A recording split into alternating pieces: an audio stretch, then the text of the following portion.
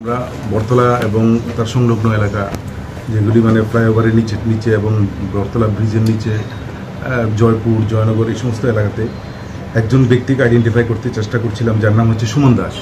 সে স্ক্রুটি করে পুরো এলাকাতে সে ইয়াবা ট্যাবলেট এবং ড্রাগস সে বিক্রি করে, কিন্তু তাকে কোনোভাবেই ধরা যাচ্ছিল না, কারণ বিভিন্ন সময় বিভিন্নভাবে সে এখানে আসতো। কখনো মাথায় টুপি লাগিয়ে, কখনো হেলমেট পরে, কখনো বিভিন্নভাবে সে এই এলাকাতে ড্রাগস বিক্রি করে। তো ফাইনালি পশ্চিম থানার ওসি রানা চ্যাটার্জি এবং বরতলা ফাঁড়ি থানার ওসি শুভদীপ ওনারা একটা টিম তৈরি করে এবং গত 3-4 দিন যাবৎ মানে সিভিল ড্রেসে ওর পেছনে ধাওয়া করতে করতে গতকালকে ওকে আটকানো সম্ভব হয়েছে।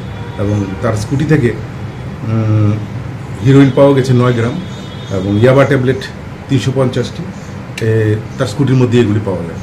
অ্যাকর্ডিংলি তার বিরুদ্ধে একটি স্পেসিফিক কেস নেওয়া হয়েছে NDPS-এ 130/25।